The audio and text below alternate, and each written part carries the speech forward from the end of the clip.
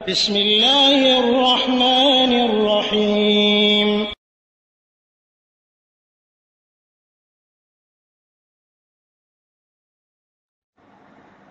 ওয়ালাইকুম আসসালাম রহমতুল্লাহি ওয়া বারাকাতুহু। আমাদের দিনী বোন প্রশ্ন করেছেন, নাম ইসরাত বিনতে ইয়াসিন। তিনি বলেছেন, শেখ, এক বোনের প্রশ্ন, আমি একটি সমস্যার মধ্যে আছি। আমার স্বামী মাদকাসক্ত। ইন্নালিল্লাহ। আমি তাকে নানাভাবে বুঝাই, আল্লাহ এর ভয় দেখাই পরিবর্তন করার চেষ্টা করি, কিন্তু সে হয় না। আমি জোর করলে আমার সাথে খারাপ আচরণ করে। আমি এই হারাম কাজ সহ্য করতে পারছি না। অনেক দোয়া ও কান্নাকাটি করি আল্লাহর কাছে। আমার প্রশ্ন হলো, এই অবস্থায় আমি কি এসব হারাম কাজ সহ্য করব, না তার থেকে দূরে সরে থাকব?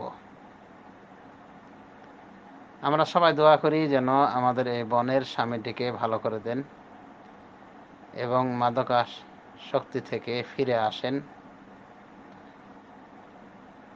এবং সঠিক পথে তাকে পরিচিত হওয়ার তৌফিক দান করেন। আমাদের এই বোন আসলে পরীক্ষার শিকার, কারণ তার স্বামী এরকম মাদকাসক্ত, যা একটি গর্হিত কাজ এবং কবিরা গুনাহের অন্তর্ভুক্ত। হাদিসে বলা হয়েছে, তিনজনের ওপর জান্নাত হারাম। তাদের একজন হলো মুদমিন খামরিন, যে সদা সর্বদা তাড়ি মদ পান করে, অর্থাৎ সদা মাদকাসক্ত, আলিয়াযবিল্লাহ।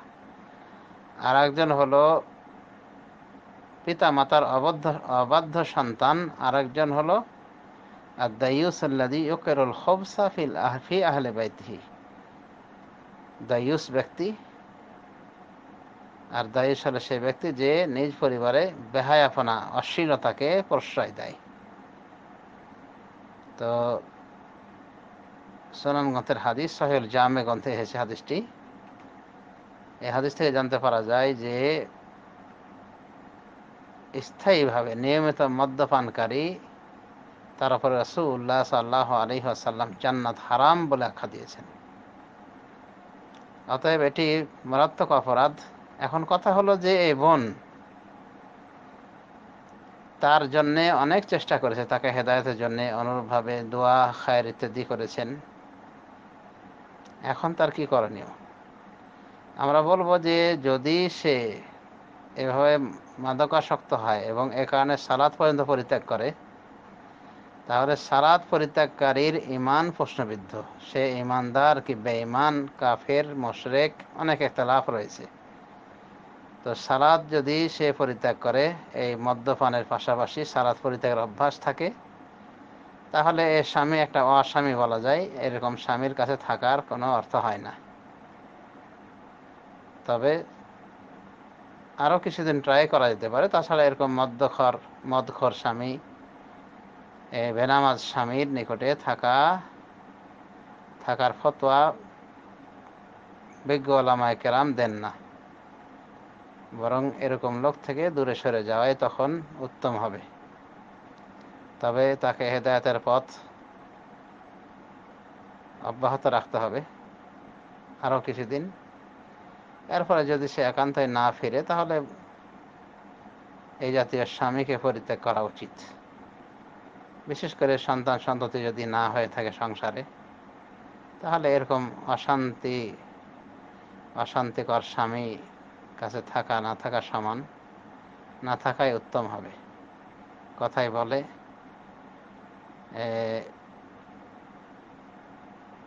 খারাপ গরু থেকে শূন্য গোয়াল অনেক ভালো। তো যা হোক,